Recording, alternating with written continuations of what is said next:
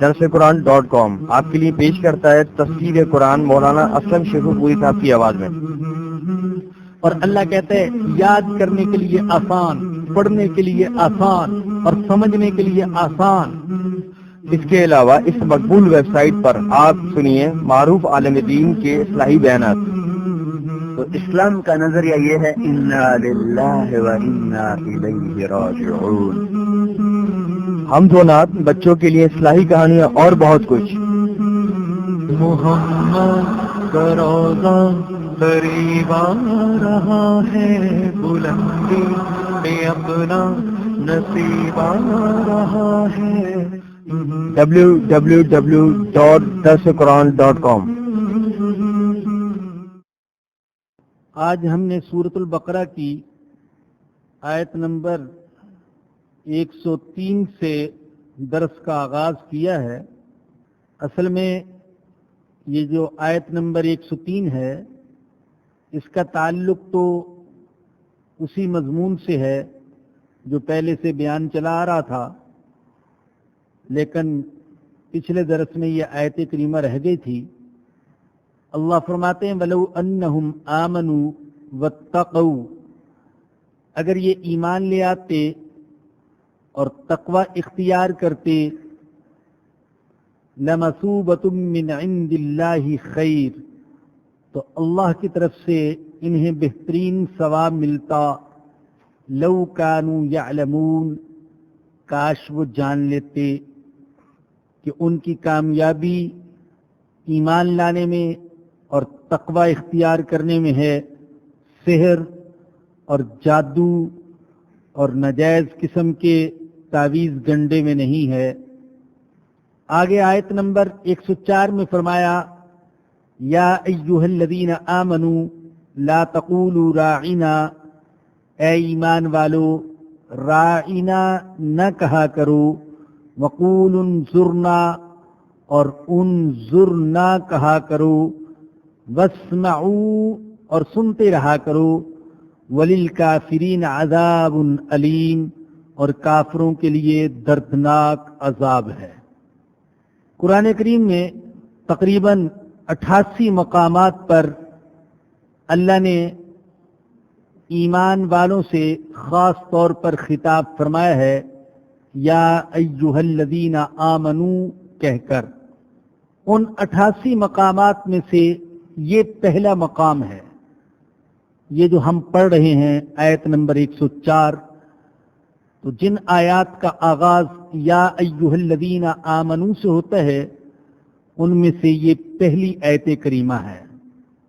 بعض صحابہ اکرام نے فرمایا کہ جن آیات میں اللہ نے یا ایھا الذین آمنوا کہہ کر خطاب فرمایا ہے ان آیات کو توجہ سے سننا چاہیے۔ ویسے بھی یہ جو انداز ہے خطاب کا یا ایھا الذین آمنوا، یہ محبت کا انداز ہے، یہ پیار کا انداز ہے۔ گویا کہ اللہ فرما رہے ہیں اے میرے ساتھ تعلق رکھنے والوں، اے میرے ساتھ محبت کے دعوے کرنے والوں، اے میری توحید کی پرستش کرنے والوں، اپنائیت کا خطاب ہے، تو توجہ سے ایسے خطابات کو سنا جائے۔ فرمایا کہ اے ایمان والو تم راعنا نہ کہو۔ راعنا کا اصل معنی ہے ہماری رعایت کیجئے، بات دوبارہ سمجھا دیجئے، ہم بات کو سمجھے نہیں، بات آہستہ کیجئے تاکہ بات سمجھ میں آ جائے، دہرا دیجئے تاکہ ذہن میں بیٹھ جائے۔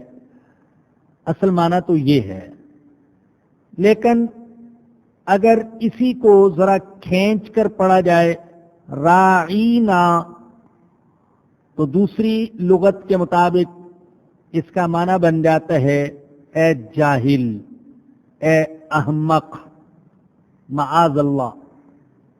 یہود پیٹھ پیچھے تو نبی اکرم صلی اللہ علیہ وسلم کو برا بھلا کہتے تو تھے، کہتے ہی تھے، لیکن انہوں نے اس لفظ کی آڑ میں برسر عام بھی حضور اکرم صلی اللہ علیہ وسلم کو برا بھلا کہنا شروع کیا۔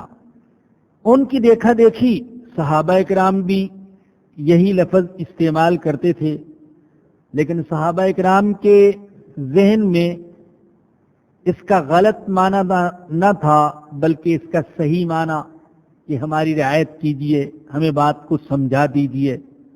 اللہ نے منع فرما دیا کہ تم راعینا نہ کہا کرو، بلکہ راعینا کی بجائے انظر نہ کہا کرو۔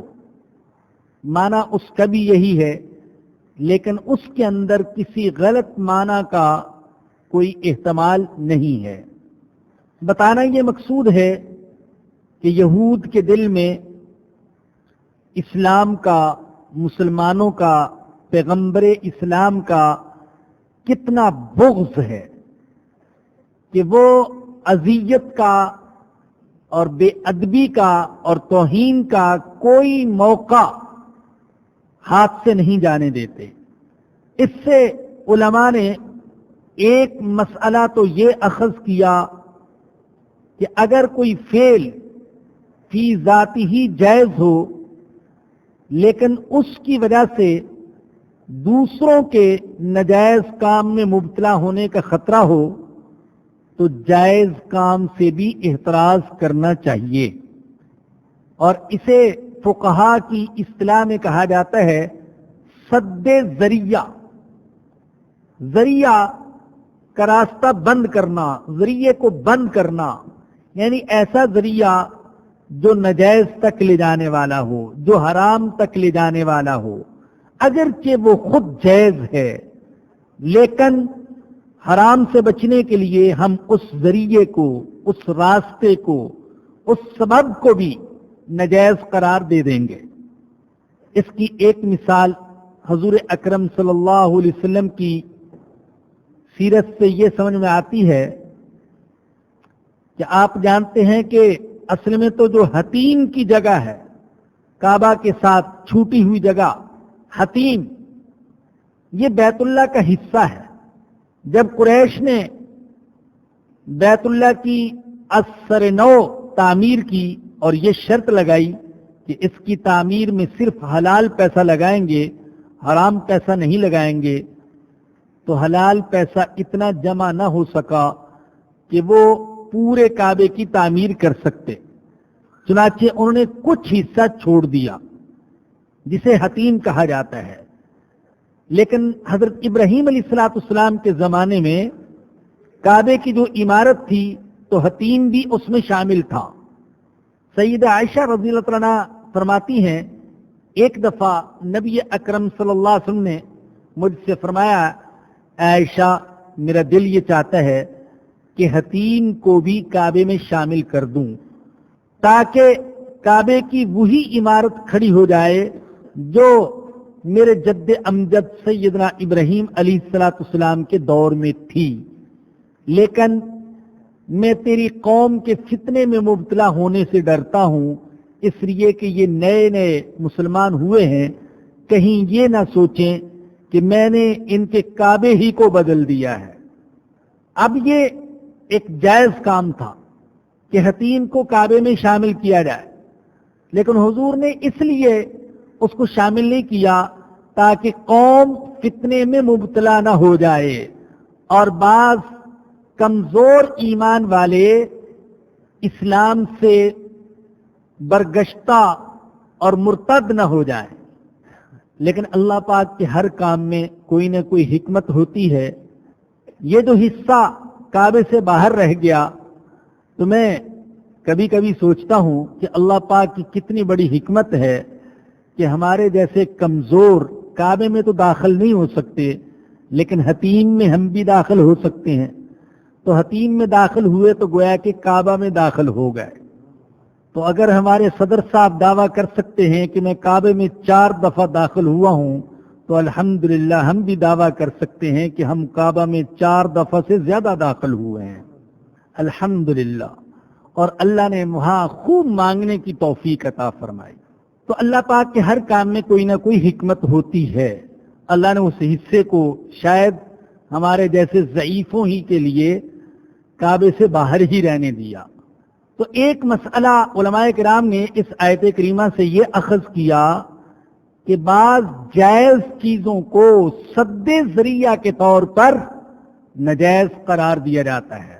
دوسرا مسئلہ یہاں سے یہ ثابت کیا گیا، امام ابن کثیر رحمۃ اللہ علیہ نے فرمایا کہ کفار کے ساتھ قولاً اور عملاً تشبہ ممنوع ہے۔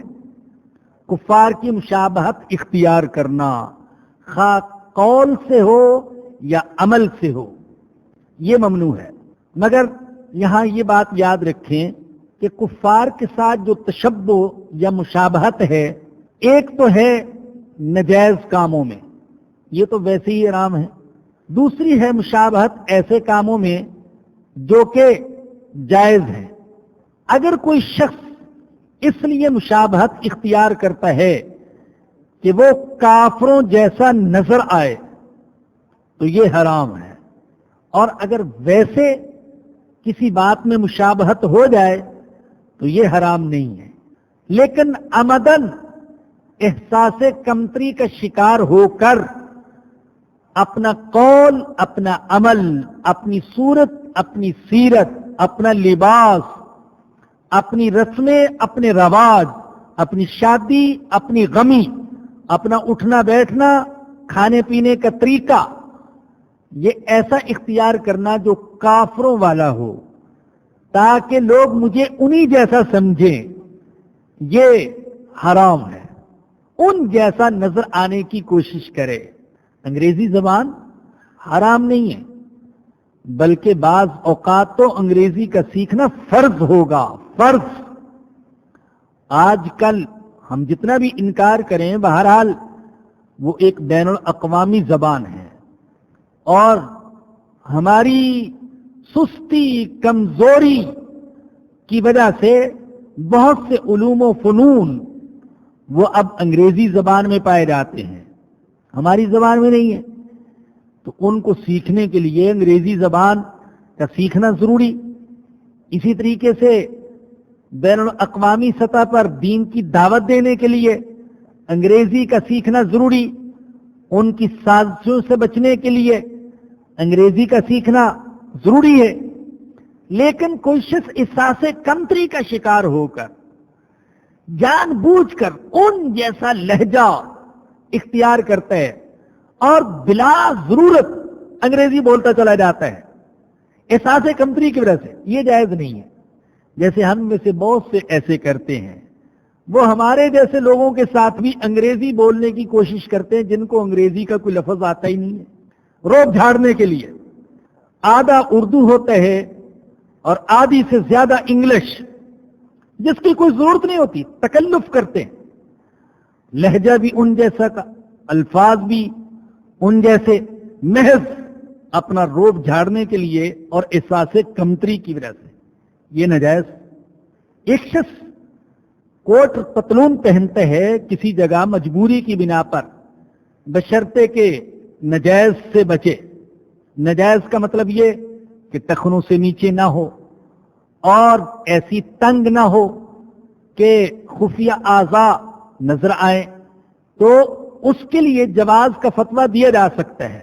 لیکن ایک شخص کوٹ پتلون پہنتے ہیں محض احساس کمتری کی وجہ سے اور ان جیسا نظر آنے کے لیے، تو یہ غلط۔ اسی طریقے سے ہندوؤں کی بعض رسمیں ہیں، مثلا وہ زنار ڈالتے ہیں گلے میں۔ زنار کیا ہے؟ ایک ہار ہے، تو ہار تو گلے میں ڈالا جا سکتا ہے، لیکن یہ زنار کو ڈالتے ہیں محض اس لیے تاکہ میں ہندوؤں جیسا نظر آؤں۔ تو کافروں کی شکل و صورت بھی اس کو اچھی لگتی ہے، ان کا لباس بھی اچھا لگتا ہے، ان کا کھانے پینے کا انداز بھی اچھا لگتا ہے۔ تو اگر یہ چیز ہے تو پھر ایمان کی فکر کیجیے۔ مشابہت ہو جائے بلا قصد، بلا ارادے کے، تو یہ اتنی خطرناک بات نہیں، لیکن جان بوجھ کر ان جیسا بننے کی کوشش کرنا یہ غلط۔ اللہ نے فرمایا کہ اے ایمان والو، تم کافروں جیسا لفظ بھی نہ بولو۔ وہ رائنا کہتے ہیں، تم انظرنا کہو۔ اس لفظ کو انہوں نے اپنی پہچان بنا لیا، تم اس لفظ ہی کو چھوڑ دو، تم اس کی بجائے انظرنا کہہ لو۔ عربی زبان تو بڑی وسیع زبان ہے، ایک ایک لفظ کے لیے، ایک ایک معنی کے لیے سینکڑوں الفاظ ہیں، تو تم کوئی اور لفظ بول لو۔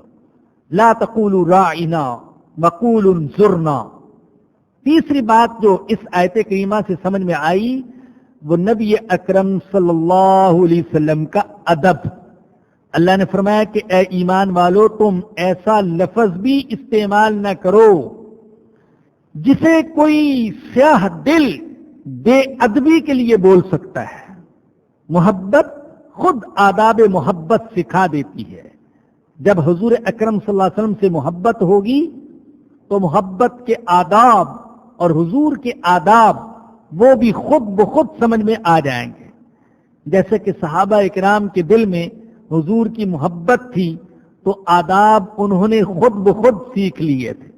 حدیبیہ میں آپ سن چکے، جب صلح نامہ لکھا گیا اور حضرت علی کرم اللہ وجہہ نے لکھا ھذا ما کاتب علیہ محمد الرسول اللہ صلی اللہ علیہ وسلم، یہ لکھا، اور کفار نے رسول اللہ کے الفاظ پر اعتراض کیا تو حضور نے حضرت علی سے کہا علی رسول اللہ کے الفاظ کاٹ دو، میں جنگ نہیں کرنا چاہتا۔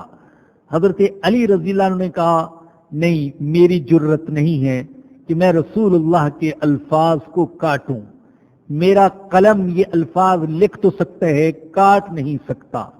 یہ جو حضرت علی نے فرمایا معاذ اللہ، بے ادبی کی وجہ سے نہیں، ادب کی وجہ سے۔ حضور کے حکم کی تعمیل سے انکار نہیں کر رہے تھے، لیکن ان کا دل گوارا نہیں کر رہا تھا کہ میں رسول اللہ کے الفاظ کاٹ دوں۔ ایک دفعہ حضرت ابوبکر صدیق رضی اللہ عنہ سے سوال کیا گیا، بعض نے اور صحابہ کے نام بھی لکھے ہیں۔ حضرت ابوبکر جو تھے وہ عمر میں نبی اکرم صلی اللہ علیہ وسلم سے کچھ بڑے تھے۔ کسی نے سوال کیا انت اکبر او رسول اللہ، اے ابو بکر آپ بڑے ہیں یا کہ رسول اللہ؟ یہ سوال کیا، اکبر کا لفظ بولا۔ عربی زبان میں اکبر بڑے کو کہتے ہیں، آپ اذان میں سنتے ہیں اللہ اکبر، اللہ سب سے بڑا۔ اکبر بزرگ کو کہتے ہیں، بڑے کو کہتے ہیں، لیکن خواہ وہ بڑا ہو عمر کے اعتبار سے، خواہ وہ بڑا ہو علم کے اعتبار سے، اور خواہ وہ بڑا ہو مرتبے کے اعتبار سے۔ اب اگر حضرت ابو بکر کہتے ہیں انا اکبر، میں بڑا ہوں، تو جہاں اس میں یہ آتا کہ عمر کے اعتبار سے میں بڑا ہوں، تو وہاں یہ بات بھی تھی، یہ پہلو بھی تھا کہ میں مرتبے کے اعتبار سے بھی بڑا ہوں۔ ایک شائبہ تھا اس کا، تو حضرت ابو بکر رضی اللہ عنہ نے جو جواب دیا قال رسول اللہ صلی اللہ علیہ وسلم اکبر منی وانا اسن منہ، اکبر مجھ سے وہ ہے اور اسن عمر کے اعتبار سے بڑا میں ہوں۔ وہ اکبر ہیں، اکبر یعنی علم، عمل، مقام اور مرتبے کے اعتبار سے وہ مجھ سے بڑے ہیں، ہاں میں ان سے زیادہ سن والا ہوں، زیادہ عمر والا ہوں۔ وَأَنَا أَسَنُّ مِنْهُ، تو وہ لفظ بھی نہ بولا جس میں احتمال نکلتا تھا حضور کے مقابلے میں اپنی بڑائی کا، ادب کی وجہ سے۔ حضرت ابو ہریرہ رضی اللہ تعالیٰ عنہ آ رہے تھے، راستے میں دیکھا نبی اکرم صلی اللہ علیہ وسلم کو، تو ایک دم چھپ گئے اور تھوڑی دیر بعد واپس آئے۔ حضور نے پوچھا ابو ہریرہ کیوں چھپ گئے تھے؟ عرض کیا یا رسول اللہ میں جنابت کی حالت میں تھا اور میں نے گوارا نہیں کیا کہ جنابت کی حالت میں آپ کے سامنے آؤں یا آپ سے ہاتھ ملاؤں، میں ناپاک تھا۔ نبی اکرم صلی اللہ علیہ وسلم نے فرمایا سبحان اللہ ان المؤمن لا ینجس، اے ابو ہریرہ ایمان والا ناپاک نہیں ہوتا ہے، نجس نہیں ہوتا ہے۔ مطلب یہ کہ یہ جو ناپاکی ہے یہ تو مانوی ناپاکی ہے، ظاہری طور پر تو وہ ناپاک نہیں ہے۔ ایسا تو نہیں کہ ایمان والا جنابت کی حالت میں کسی سے ہاتھ نہ ملا سکے یا کسی سے سلام نہ کر سکے یا کھانا نہ کھا سکے، ایسا ناپاک نہیں ہے. یہ نجاست یہ تو مشرک کے حصے میں ہے. حکمی اعتبار سے تو جنابت کی حالت میں مسلمان ناپاک ہوتے، لیکن اللہ کے ہاں اس وقت بھی مسلمان پاک ہی شمار ہوتا ہے. معاذ اللہ، اللہ نہ کرے کسی کے ساتھ ایسا ہو، اگر جنابت کی حالت میں بھی کوئی مر گیا اور اسے غسل کا موقع نہیں ملا تو ایسا نہیں ہے کہ اللہ کے ہاں وہ نجس شمار ہو، ناپاک شمار ہو. اللہ کے ہاں وہ پاک ہے. اور آپ جانتے ہیں حضرت حنظلہ رضی اللہ تعالی عنہ جو جنابت کی حالت میں شہید ہوئے تھے، انہیں تو فرشتوں نے آ کر غسل دے دیا تھا، اس لیے کہ شہید کو غسل نہیں دیا جاتا. تو ان کو بھی غسل تو نہ دیا جانا تھا. کسی کو کیا پتا چلتا کہ جنابت کی حالت میں ہے، تو اللہ نے فرشتوں کو مقرر کر دیا کہ جاؤ تم اس شہید کو غسل دے دو. تو عرض یہ کر رہا تھا کہ تیسری بات جو اس آیت کریمہ سے سمجھ میں آئی وہ نبی اکرم صلی اللہ علیہ وسلم کا ادب. اور یاد رکھیے کہ الدین کلہ ادب، دین ادب کا نام ہے. الحمدللہ مسلمان ادب کرنے والی ملت ہے، ملت حنیف سے تعلق رکھتے ہیں، حضرت ابراہیم علیہ السلام کی ملت سے. اور اس میں آداب ہی آداب، اللہ کے آداب، اللہ کے نبیوں کے آداب، اللہ کی کتابوں کے آداب، اللہ کے گھروں کے آداب، بڑوں کے آداب، علماء کے آداب، صلحاء کے آداب، والدین کے آداب.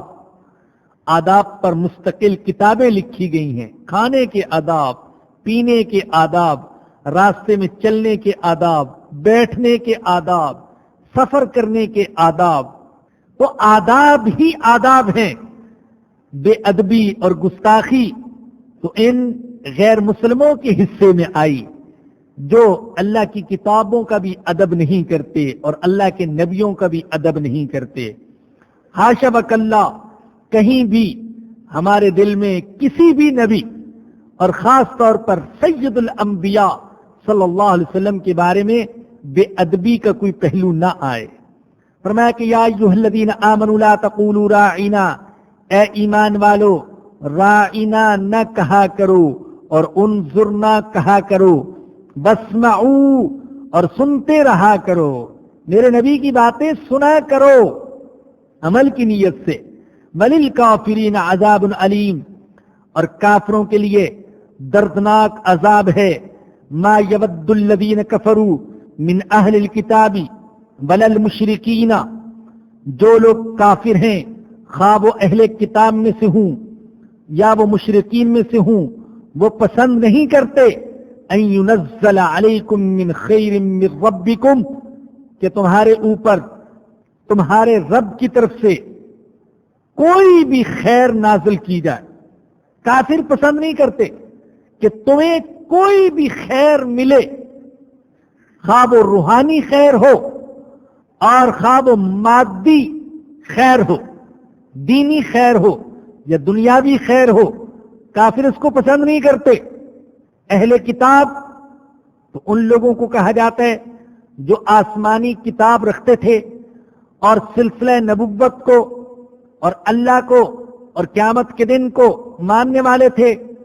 اور مشرکین ان کو کہتے تھے جو توحید اور وحی کا انکار کرنے والے، بتوں اور دیوتاؤں اور دیویوں کی پرستش کرنے والے. فرمایا کہ یہ پسند نہیں کرتے کہ تمہیں کوئی خیر حاصل ہو. واللہ یختص برحمتہ من یشاء، اور اللہ خاص کر لیتے اپنی رحمت کے ساتھ جسے چاہتا ہے. واللہ ذو الفضل العظیم، اور اللہ بڑے فضل والا ہے. ما ننسخ من آیت او ننسها، ہم اپنی جس آیت کو منسوخ کرتے ہیں یا اس کو بھلا دیتے ہیں، نأتی بخیر منہا، تو ہم اس سے بہتر لے آتے ہیں، او مثلہا، یا اس کی مثل لے آتے ہیں. اللہ فرماتے ہیں کہ اگر ہم کسی آیت کو منسوخ کر دیں یا کوئی آیت بھلا دیں، آیت نشانی کے معنی میں ہے، آیت قرآن کریم کے ایک حصے کو بھی کہتے ہیں، ایک ٹکڑے کو بھی کہتے ہیں، اور آیت معجزے کو بھی کہتے ہیں۔ یہاں دونوں معنی مراد ہو سکتے ہیں۔ آیت سے مراد قرآن کریم کی کوئی آیت اور حکم بھی ہو سکتا ہے، اور آیت سے مراد معجزہ بھی ہو سکتا ہے۔ اللہ کہتے ہیں کہ ہم ایسا کر سکتے ہیں کہ کسی حکم کو، کسی آیت کو اور کسی معجزے کو منسوخ کر دیں اور اس کی جگہ دوسری آیت لے آئیں، دوسرا حکم لے آئیں، دوسری شریعت لے آئیں اور دوسرا معجزہ لے آئیں۔ ہم نسخ کی قدرت رکھتے ہیں، ہمیں نسخ کا اختیار ہے۔ یہ بات جان لیں کہ عقائد میں نسخ نہیں ہو سکتا۔ عقائد، عقیدہ آدم علیہ السلام سے لے کر حضور اکرم صلی اللہ علیہ وسلم تک ایک ہی چلا آ رہا ہے۔ سارے انبیاء اس بات پر متفق کہ اللہ ایک ہے، وحی کا سلسلہ برحق ہے، قیامت کا دن برحق ہے، جنت دوزخ برحق ہے، تقدیر برحق ہے۔ یہ جو بنیادی عقائد ہیں ان پر تمام انبیاء کا اتفاق، اور کوئی عقیدہ منسوخ نہیں ہو سکتا۔ ایسا نہیں ہو سکتا کہ حضرت موسیٰ علیہ السلام کی شریعت میں تو توحید کا عقیدہ تھا اور معاذ اللہ عیسیٰ علیہ السلام کی شریعت میں آ کر توحید کا عقیدہ منسوخ ہو جائے، ایسا نہیں ہو سکتا۔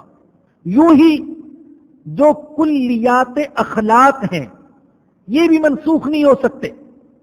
ہر نبی کی شریعت میں سچائی کا حکم تھا، دیانت امانت کا حکم تھا، عفت اور عصمت کا حکم تھا، تو یہ ہر نبی کی شریعت میں رہا۔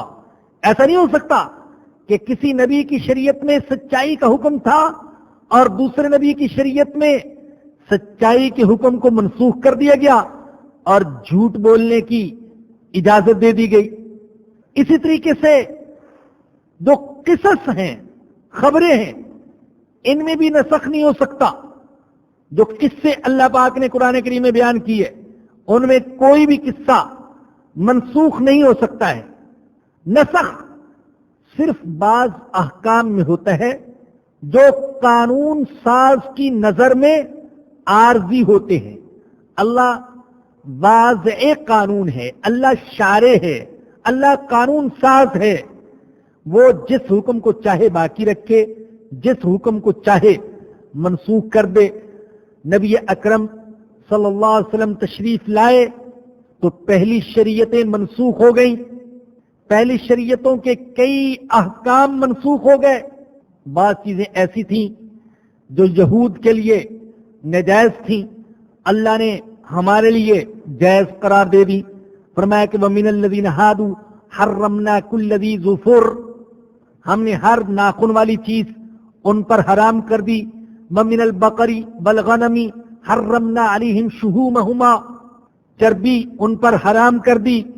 إِلَّا مَا حَمَلَتْ ظُهُورُهُمَا أَوِ الْحَوَايَا أَوْ مَا اخْتَلَطَ بِعَظْمٍ، تو ہم نے ان پر یہ حرام کی لیکن مسلمانوں کے لیے یہ اللہ نے حلال کر دی۔ تو احکام میں نسخ ہو سکتا ہے۔ یہود اس کا انکار کرتے تھے اور اس حوالے سے مسلمانوں کے دل میں شکوک و شبہات ڈالتے، خاص طور پر جب قبلہ منسوخ ہوا۔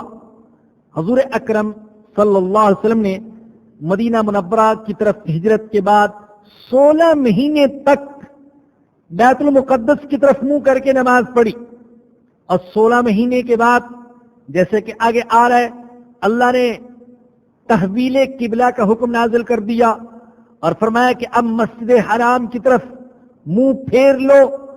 تو اس پر یہود نے پروپیگنڈے کا ایک طوفان اٹھا دیا، بڑی زبان کھولی، زبان درازی کی آخری انتہا تک پہنچ گئے۔ کیا اللہ کو پہلے سے پتہ نہیں تھا کہ آخر میں اسی کو قبلہ ٹھہرانا ہے؟ کیا معاذ اللہ اللہ جاہل تھا؟ اور اللہ نے فلاں حکم کو منسوخ کر دیا اور اللہ نے پہلی شریعت کو منسوخ کر دیا. تو اس طرح کی باتیں انہوں نے خاص طور پر تحویل قبلہ کے موقع پر کہیں. تو فرمایا کہ ان کا جواب دیا کہ جو ہم منسوخ کرتے ہیں کوئی آیت یا بلا دیتے ہیں تو اس سے بہتر لے آتے ہیں, یا اس جیسی کوئی چیز, اس جیسی کوئی دوسری آیت لے آتے ہیں.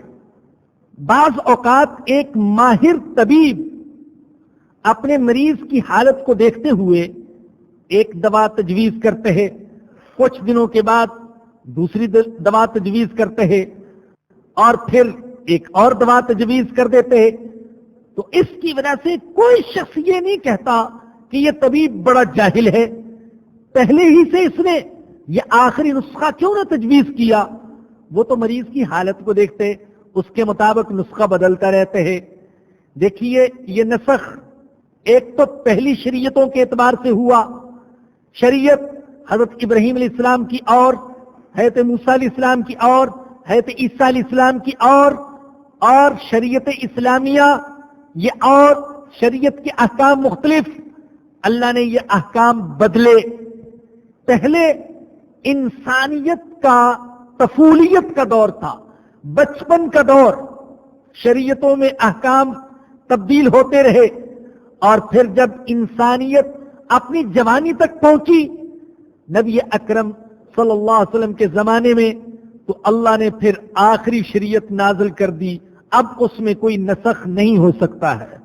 بعض حضرات اس کی مثال دیتے ہیں, چھوٹے بچے کے لیے بالکل چھوٹی سی قمیص ہوتی ہے, لباس ہوتا ہے, اس کا قد بڑھتا جاتا ہے, لباس بھی طویل ہوتا جاتا ہے, اور پھر ایک وقت آتا ہے کہ وہ اپنے قد کی اور نشو و نما کی آخری انتہا کو پہنچ جاتا ہے. پھر ایک جیسا لباس ہی ساری زندگی اس کے لیے چلتا رہتا ہے. یوں ہی جب انسانیت کا بچپن تھا شریعت کا لباس بدلتا رہا, جب انسانیت پر شباب آ گیا تو پھر اللہ نے انسانیت کے لیے شریعت کا آخری لباس تجویز کر دیا. اب اس میں کوئی تبدیلی نہیں ہو سکتی. تو پہلی شریعتوں کو منسوخ کر دیا اسلامی شریعت نے. دوسری بات یہ سمجھیں کہ خود شریعت اسلامیہ کے جو احکام ہیں یہ بتدریج نازل ہوئے ہیں, یکا یک نازل نہیں ہوئے. پہلے ہم 5 پارے جو آخری پڑھ چکے ہیں ان میں یہ بات آپ کے سامنے بار بار آ چکی کہ مکی صورتوں میں زیادہ تر زور جو دیا گیا وہ توحید پر.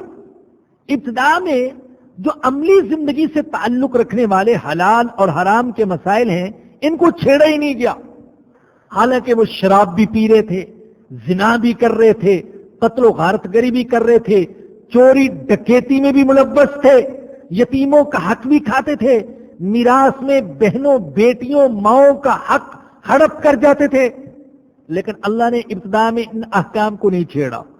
ابتدا میں تو لا الہ الا اللہ کی تبلیغ ہوتی رہی, قیامت کا ذکر ہوتا رہا, اور وحی اور رسالت پر ایمان کو مضبوط کیا جاتا رہا. پھر آہستہ آہستہ حلال اور حرام کے احکام نازل ہونا شروع ہوئے. آپ شراب ہی کو دیکھ لیں, پہلے جب شراب کے بارے میں پوچھا گیا تو اللہ نے قرآن کریم میں نازل فرمایا ان کو بتا دیجئے ہاں بھائی شراب میں کچھ منافع بھی ہیں تمہارے لیے, مادی قسم کے, ظاہری قسم کے, دنیاوی قسم کے, لیکن اس میں نقصانات بھی ہیں اور گناہ بھی ہے, اور گناہ ان کے نفع سے زیادہ ہے. یہ پہلی آیت کریمہ تھی جو شراب کے بارے میں نازل ہوئی. دوسرے مرحلے پر اللہ نے فرمایا کہ دیکھو اے ایمان والو, نشے کی حالت میں نماز کے قریب نہیں جانا. شراب پینے کی تو اجازت, لیکن اس طریقے سے شراب نہیں پینا کہ نماز کا وقت آ جائے اور تم نشے میں ہو اور تمہیں نشے کی حالت میں نماز پڑھنی پڑے. پھر تیسرے مرحلے پر آیت کریمہ نازل ہوئی, اور چوتھے مرحلے پر جا کر اللہ نے شراب کو مطلقاً حرام قرار دیا. اب کوئی بد نصیب, کوئی سیاہ دل, کوئی گمراہ شخص یہ کہے کہ اللہ کو پتہ نہیں تھا کہ شراب حرام ہے, پہلے ہی اللہ نے شراب کو کیوں نہیں حرام قرار دے دیا. اس طریقے سے بتدریج کیوں حرام قرار دیا؟ تو معاذ اللہ یہ اعتراض میری جہالت اور حماقت پر مبنی ہے۔ پہلے دلوں میں ایمان کو بٹھایا گیا اور پھر حلال اور حرام کا امتیاز بٹھایا گیا اور شراب کے نقصانات دل میں بٹھائے گئے، اور جب یہ ساری باتیں بیٹھ گئی تو آخر میں اللہ پاک نے آپ کو آ کر شراب کو مطلقاً حرام قرار دے دیا۔ سیدہ عائشہ صدیقہ رضی اللہ تعالیٰ عنہا ایک حدیث میں فرماتی ہیں کہ اگر ایمان مضبوط ہونے سے پہلے ہی اللہ حلال اور حرام کے احکام نازل کر دیتا اور یوں کہہ دیا جاتا شراب نہ پیو، زنا نہ کرو، چوری نہ کرو، تو شاید کوئی بھی عمل کرنے کے لیے آمادہ نہ ہوتا۔ لیکن جب دلوں میں ایمان بیٹھ گیا اور پھر اللہ نے شراب کو حرام کیا تو پھر آپ نے دیکھا کہ ادھر منادی نے شراب کی حرمت کا اعلان کیا اور ادھر مدینہ کے گلی کوچوں میں شراب کے مٹکے توڑے جانے لگے۔ یہ ایمان کے دلوں میں بیٹھنے کے بعد ہوا۔ تو بہرحال یوں بعض احکام منسوخ ہوئے، اس پر بعض لوگوں نے اعتراض کیے تو اللہ نے فرمایا کہ ہم جو آیت منسوخ کرتے ہیں یا اس کو بلا دیتے ہیں۔ ویسے تو نبی اکرم صلی اللہ علیہ وسلم کوئی آیت کوئی لفظ نہیں بھولے، ایسا نہیں ہوا کہ کوئی لفظ آپ ہمیشہ کے لیے بھول گئے ہوں۔ وقتی طور پر غلطی لگ جانا یہ الگ بات ہے، لیکن ویسے ہی بھول جانا قرآن کی کسی آیت کو یا کسی جملے کو، حرف کو، یہ ناممکن۔ لیکن اللہ نے جس حکم کو منسوخ کرنا چاہا وہ حکم، وہ آیت اللہ نے حضور کے سینے سے ویسے ہی اٹھا لی۔ تو اللہ فرماتے ہیں کہ ہم جو آیت منسوخ کرتے ہیں یا بلا دیتے ہیں تو ہم اس سے بہتر لے آتے ہیں۔ اس سے بہتر سہولت کے اعتبار سے بہتر، ثواب کے اعتبار سے بہتر۔ آپ دیکھیں پہلی شریعتوں کے بعض احکام بڑے سخت تھے۔ کپڑا ناپاک ہو جائے اس کو کاٹ دیا جائے، کسی سے شرک ہو جائے اس کو قتل کر دیا جائے، گویا کہ توبہ نہیں۔ سخت احکام تھے، اسلامی شریعت میں ان احکام کو نرم کر دیا گیا۔ تو اس سے بہتر احکام سہولت کے اعتبار سے بھی اور ثواب کے اعتبار سے بھی، او مثلہا یا ان کی مثل، تکلیف میں ان کی مثل، ثواب میں ان کی مثل۔ الم تعلم ان اللہ علی کل شیء قدیر، کیا تم جانتے نہیں کہ بے شک اللہ ہر چیز پر قدرت رکھتے ہے؟ وہ جس حکم کو چاہے باقی رکھے، وہ جس حکم کو چاہے منسوخ کر دے، وہ قادر مطلق ہے، وہ حاکم مطلق ہے، وہ قانون ساز ہے، وہ شارع ہے، وہ بندوں کی کمزوریاں، ضرورتیں اور تقاضے وہ جانتا ہے۔ الم تعلم، کیا تم نہیں جانتے ان اللہ لہ ملک السماوات والارض، کہ بے شک اللہ کے لیے ہے آسمانوں اور زمین کی بادشاہی، وہ بادشاہ ہے۔ اگر عام بادشاہ اپنا آرڈر دنیا پر جاری کر سکتے ہیں اور یکے بعد دیگرے اپنے آرڈیننس نافذ کر سکتے ہیں اور ان کا اجرا کر سکتے ہیں، تو وہ جو مالکوں کا مالک ہے، وہ جو بادشاہوں کا بادشاہ ہے، جس کے لیے اقتدار مطلق ہے، اس کو بھی اختیار ہے کہ وہ آسمانوں پر، زمینوں پر، انسانوں پر جو حکم چاہے نافذ کرے۔ وَمَا لَكُم مِّن دُونِ اللَّهِ مِن وَلِيٍّ وَلَا نَصِيرٍ، اور تمہارے لیے اللہ کے سوا نہ کوئی سرپرست ہے، نہ کوئی دوست اور نہ کوئی مددگار۔ ام تريدون ان تسألوا رسولكم كما سئل موسى من قبل، کیا تم یہ چاہتے ہو کہ تم اپنے رسول سے سوال کرو جیسا کہ موسیٰ علیہ السلام سے سوال کیے گئے اس سے پہلے؟ اللہ ایمان والوں سے خطاب کر رہے ہیں۔ بعض اوقات یہود مسلمانوں کو اکساتے رہتے تھے کہ تم حضور سے یہ سوال کرو، حضور سے یہ سوال کرو۔ یہود اہل علم سمجھے جاتے تھے اور تھا ان میں سے بعض کے پاس علم، پہلی کتابیں پڑھے ہوئے تھے۔ مشرکین ان کے مقابلے میں اپنے آپ کو جاہل اور کم علم سمجھتے تھے۔ بعض اوقات مشرکوں کو اکساتے، جاؤ حضور سے سوال کرو۔ بعض اوقات مسلمانوں سے کہتے اپنے نبی سے یہ پوچھو، جیسے سورہ کہف کے شان نزول میں آتا ہے کہ انہوں نے کہا کہ مشرکوں سے کہا کہ اس نبی سے جا کر سوال پوچھو روح کی حقیقت کیا ہے، ذوالقرنین کون تھا اور اصحاب کہف کون تھے، یہ 3 سوال کیے اور نبی اکرم صلی اللہ علیہ وسلم نے پھر قرآن کی روشنی میں ان کے جوابات دیے۔ لیکن اللہ نے اس بات کو پسند نہیں کیا کہ یوں بلا ضرورت سوال کیے جائیں، اور خود پہلے آپ سن چکے اللہ کے نبی نے فرمایا کہ کیلو کال اور کثرت سوال یہ اچھی چیز نہیں ہے، بہت زیادہ سوالات کرنا۔ اللہ فرماتے ہیں کہ کیا تم چاہتے ہو کہ اپنے رسول سے سوال کرو جیسے کہ موسیٰ علیہ السلام سے سوال کیے گئے؟ اس سے پہلے آپ اگر کبھی بائبل اٹھا کر دیکھیں تو بائبل یہودیوں کے گستاخانہ سوالات اور بیہودہ فرمائشوں سے بھری پڑی ہے۔ خود قرآن نے ان کے بعد سوالات نقل کیے۔ پہلے تو آپ سن چکے، جب ان کو گائے ذبح کرنے کا حکم دیا گیا تو پوچھنے لگے وہ گائے کیسی ہو، اس کی عمر کیسی ہو، اس کا رنگ کیسا ہو، اس کی صفات کیسی ہوں، اس کی خصوصیات، اس کی عادات کیسی ہوں، یہ سوالات کرتے رہے۔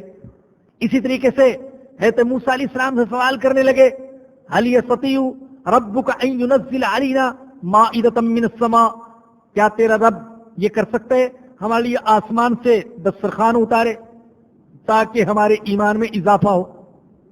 اس طرح کے اور کئی سوالات انہوں نے کیے تو اللہ فرماتے ہیں کیا تم یہ چاہتے ہو کہ اپنے رسول سے سوال کرو جیسے کہ موسیٰ علیہ السلام سے سوال کیے گئے اس سے پہلے وَمَن يَتَبَدَّلْ الْكُفْرَ بِالْإِيمَانِ فَقَدْ ضَلَّ سَوَاءَ السَّبِيلِ، اور جو کوئی ایمان کے بدلے کفر اختیار کرے گا وہ یقیناً سیدھی راہ سے بھٹک گیا۔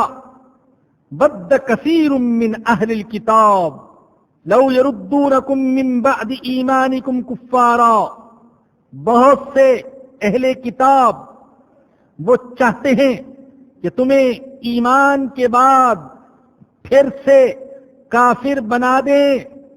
توجہ سے سن لیجئے میرے بزرگوں اور دوستوں، میری ماؤں بہنوں اور بیٹیوں، اللہ کہہ رہے، اللہ کا وہ کلام بتا رہے، وہ کلام جو دائمی ہے، جو ہمیشہ کے لیے، جس کے حقائق تازہ ہیں، تازہ۔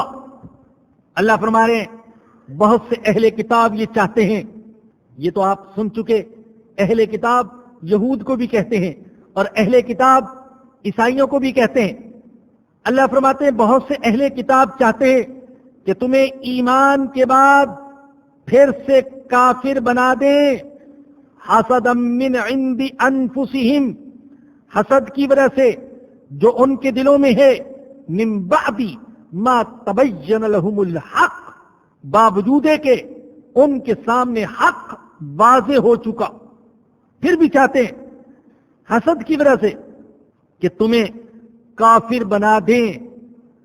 کل بھی اہل کتاب یہ چاہتے تھے کہ ایمان والوں کو کافر بنا دیں، آج بھی اہل کتاب جن میں عیسائی پیش ہیں وہ چاہتے ہیں کہ اہل ایمان کو کافر بنا دیں۔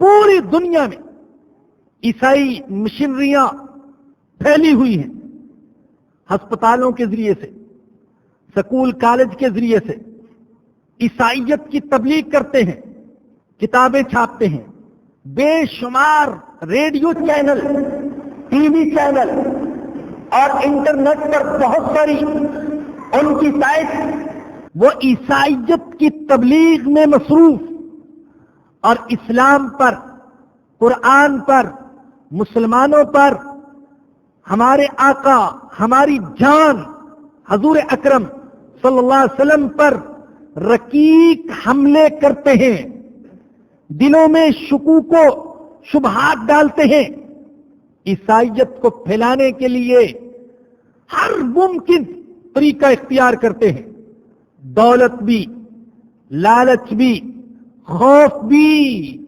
یہاں تک کہ عورت بھی استعمال کرتے ہیں، مسلمانوں کو ایمان سے محروم کرنے کے لیے آج ہم سے مطالبہ کیا جا رہا ہے اپنی کتابوں سے عیسائیت کے بارے میں اور یہودیت کے بارے میں مخالفانہ مواد نکال دیا جائے. ہم سے مطالبہ کیا جا رہا ہے. ہم غلام ہیں نا، غلام. ہم محکوم ہیں، ہم مظلوم ہیں، ہم پستی میں ہیں، ہم محتاج ہیں ان کے.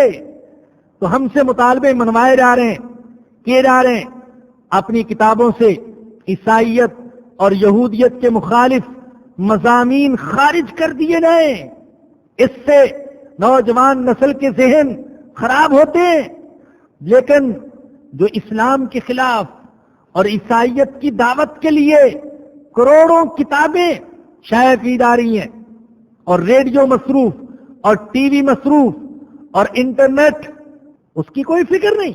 اور یہ بھی آپ اخبارات میں دیکھ چکے کہ بعض اسلامی ویب سائٹ کو بھی بند کرنے کی کوشش کی جا رہی ہے. نہ معلوم کن کن ابتلاؤں اور کن کن آزمائشوں کا ہمیں سامنا کرنا پڑے گا. عجیب عجیب مطالبات. دینی مدارس سے غیر ملکی طلبہ کو نکال دو، عجیب مطالبہ. اللہ اکبر. ہندوستان نے غیر ملکی طلبہ کے لیے اپنے دروازے کھول دیے. یہاں صرف 1400 غیر ملکی طلبہ جو دین کا علم حاصل کرنے کے لیے آئے. انڈیا میں کم از کم 1 لاکھ طالب علم. ہائے اللہ، کس لیے ملک بنایا تھا؟ آج ہندو تانے دیتا ہے میں نے دروازے کھولے تمہارے طالب علموں کے لیے. پوری دنیا سے جو چاہے طالب علم دین کا علم حاصل کرنے کے لیے آ سکتا ہے. اور شاید آپ کو معلوم ہو، دنیا کا واحد یہ ملک جو مدرسہ بنانے کے لیے غیر سودی قرضہ بھی دیتا ہے. چنانچہ بے تحاشا مدارس قائم ہوئے اور ان مدارس کی بنیاد پر انڈیا نے OIC میں درخواست دے رکھی ہے کہ ہمیں بھی OIC کا رکن بنایا جائے. اس لیے کہ سب سے زیادہ مدارس ہمارے ہاں، مساجد ہمارے ہاں، مسلمانوں کو آزادی ہمارے ہاں، اور اسلامی ممالک کے پوری دنیا سے طلبہ اور غیر مسلم ممالک کے طلبہ، غیر مسلم ممالک کے مسلم طلبہ ہمارے ہاں. اور اب یہ مطالبہ کہ کتابوں سے ایسا مواد نکال دیا جائے جس کی زد پڑتی ہو عیسائیت پر اور یہودیت پر. تو اللہ بتا رہے ہیں یہ چاہتے ہیں کہ تمہیں کافر بنا دیں، جبکہ اللہ نے تمہیں ایمان کی عظیم نعمت عطا فرمائی. پوری ساری دنیا اس کوشش میں. پچھلے دنوں ہمارے ہاں ایک مضمون آپ نے دیکھا ہوگا جس میں تحقیق سے ثابت کیا کہ اس وقت امریکہ کے صدر صاحب جو اسلامی دنیا میں عیسائیت کو پھیلانے کی کوشش کر رہا ہے، اسلام کو دبانے کی، تو مختلف طریقے. ان کا ایک طریقہ جو اسلامی عقائد کے بارے میں شکوک و شبہات میں مبتلا کرنے اور عیسائیت کی دعوت دینے کا ہے، وہ استشراق کا فتنہ ہے. یہ مستشرقین کون ہیں؟ یہ وہ غیر مسلم ہیں جنہوں نے اسلامی علوم میں مہارت حاصل کی. تفسیر میں مہارت، حدیث میں مہارت، فقہ میں مہارت، سیرت میں مہارت، اسلامی تاریخ میں مہارت. لیکن مہارت حاصل کرنے کا مقصد کہ کوئی کمزور پہلو تلاش کیے جائے اور مسلمانوں کو ان کے حوالے سے اسلام کے بارے میں اور حضور کے بارے میں شکوک و شبہات میں ڈالا جائے. بس ایک ہی بات عرض کروں گا آپ کی خدمت میں بھی اور دنیا بھر میں یہ درس سننے والوں کی خدمت میں بھی، یہ عزم کر لیجئے کچھ بھی ہو جائے ہم انشاءاللہ دنیا سے ایمان کے بغیر نہیں جائیں گے. اور بحمداللہ یہ دل میں ہے، فرقہ واریت نہیں پھیلائیں گے، فرقہ واریت کے لیے جان نہیں دیں گے، لیکن یہ سن لیجئے ایمان کے لیے جان دینے کے لیے ہم تیار ہیں. اللہ نے اگر اس جان کو ایمان کے لیے قبول کر لیا تو یہ اس کی بہت بڑی کرم نوازی ہوگی.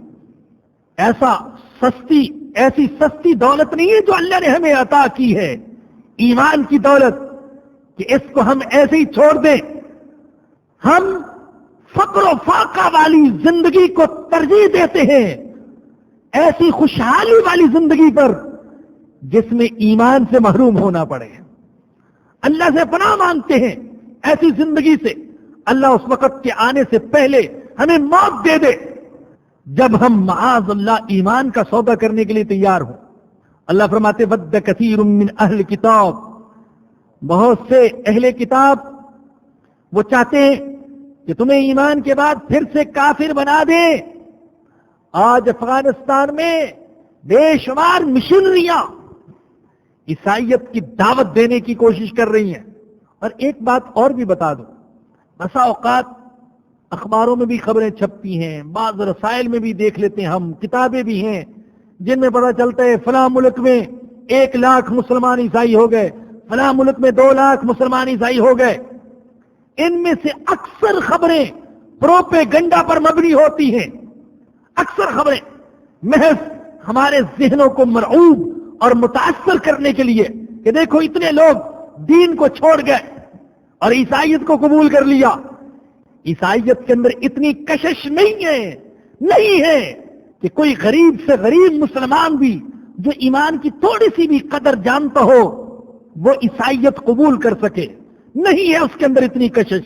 عیسائیت میں تو خود عیسائیوں کے لیے اب کوئی کشش نہیں ہے.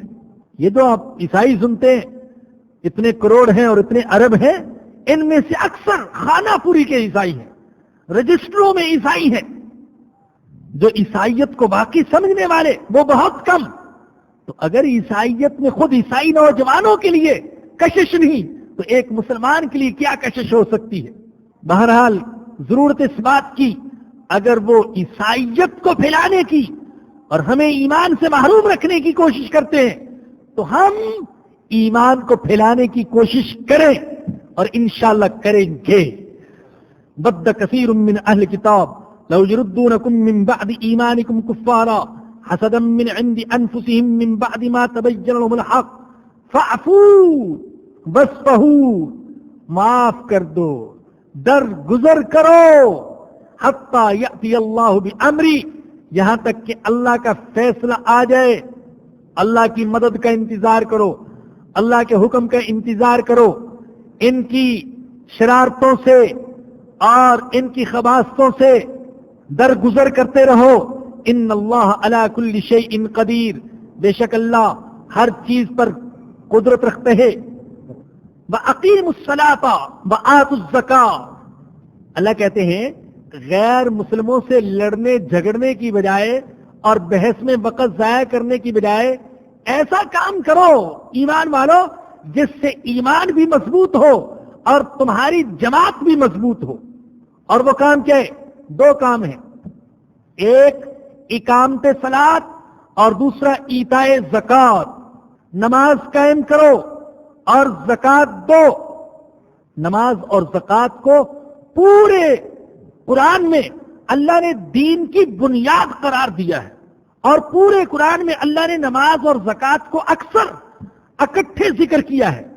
جب یہ 2 چیزیں ہوں گی مسلمانوں میں تو انہیں قوت و طاقت حاصل ہوگی، اجتماعیت آئے گی ان کے اندر، اتحاد آئے گا، اتفاق آئے گا، روحانیت آئے گی، اللہ کی مدد آئے گی. ایک نماز قائم کرنا اور دوسرا زکات دینا. فرمایا کہ وَأَقِيمُوا الصَّلَاةَ وَآتُوا الزَّكَاةَ، نماز قائم کرو اور زکات دو. جب کبھی ایسے حالات پیش آئے کہ ابھی جہاد کا موقع نہیں تھا، جہاد والے حالات نہیں تھے، لیکن مسلمان نوجوانوں کے دل میں جوش اٹھتا تھا کہ ہمیں جہاد کی اجازت دی جائے، ہم کفار کی زیادتیوں کا بدلہ لیں، تو اللہ یہی حکم دیتا رہا، ارے ابھی ٹھہر جاؤ، ابھی نماز قائم کرتے رہو، زکات دیتے رہو. کفو ایدیکم واقیموا الصلاۃ وآتوا الزکاۃ، نماز قائم کرتے رہو، زکات دیتے رہو. جب تک کوئی جہاد کی صورت پیدا نہیں ہوتی تو ان 2 چیزوں پر سختی سے کاربند رہو. وَأَقِيمُوا الصَّلَاةَ وَآتُوا الزَّكَاةَ وَمَا تُقَدِّمُوا لِأَنفُسِكُم مِّن خَيْرٍ، اور جو خیر بھی تم اپنے لیے آگے روانہ کرو گے تجدوہ عند اللہ، اسے اللہ کے ہاں موجود پاؤ گے. ان اللہ بما تعملون بصیر، بے شک اللہ دیکھتے ہیں جو کچھ تم کرتے ہو. وآخر دعوانا الحمدللہ رب العالمین. الحمدللہ رب العالمین والصلاة والسلام علی سید الانبیاء والمرسلین. ربنا ظلمنا انفسنا وإن لم تغفر لنا وترحمنا لنكونن من الخاسرین. یا رحمان یا رحیم رحم فرما، یا کریم کرم فرما، یا عفو یا غفار معاف فرما، یا ستار ہمارے گناہوں پر پردہ ڈال دے. اللہ دنیا کی ذلت سے بھی بچا لینا، اللہ آخرت کی ذلت سے بھی بچا لینا. یا تواب ہماری توبہ قبول فرما، یا رزاق ہمیں رزق عطا فرما، یا غنی ہم سب فقیر ہیں تو ہمیں غنا عطا فرما، یا معز ہمیں تو عزت عطا فرما، یا رقیب یا حفیظ تو ہماری حفاظت فرما. اللہ تو ہماری حفاظت فرما. یا ذل جلال والاکرام تو حفاظت فرما. نفس سے، شیطان سے، چوروں سے، ڈاکوؤں سے، حاسدوں سے، شرپسندوں سے، دہشت گردوں سے اللہ ہماری حفاظت فرما. ہماری حفاظت فرما، ہمارے اہل و عیال کی حفاظت فرما. اللہ کرم فرما، اللہ رحم فرما. اللہ ہم سب بیمار ہیں، ہمارے اہل و عیال متعلقین بیمار ہیں، جسمانی بیماریاں، روحانی بیماریاں. اے اللہ تو ان سب سے شفا عطا فرما. اے اللہ جن احباب نے دعاؤں کی درخواست کی ہے، جن بچیوں نے، جن ماؤں بہنوں نے دعاؤں کی درخواست کی ہے، یہاں سے یا پوری دنیا سے، اے اللہ ان سب کی نیک تمناؤں اور جائز ضروریات کو پورا فرما. اللہ کرم فرما، اللہ رحم فرما، اللہ معاف فرما.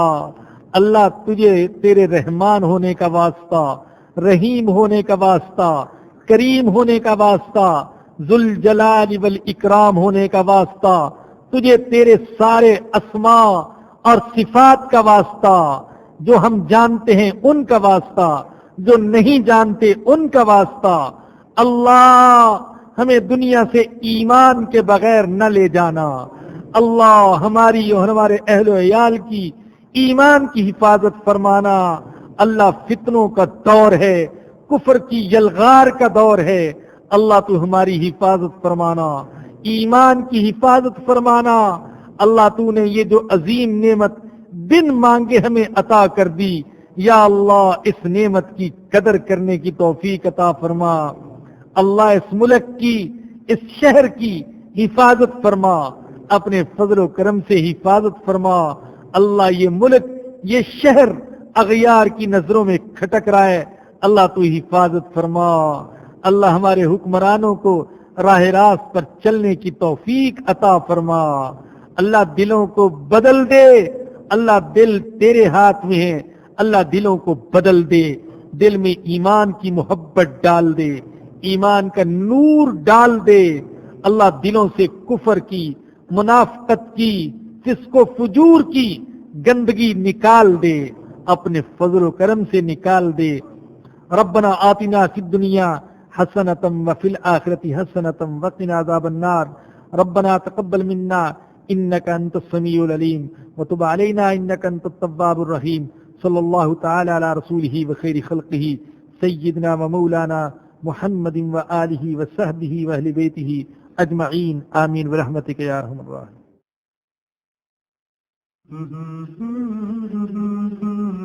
درسقرآن.com آپ کے لیے پیش کرتا ہے تفسیر قرآن مولانا اسلم شیخو پوری صاحب کی آواز میں.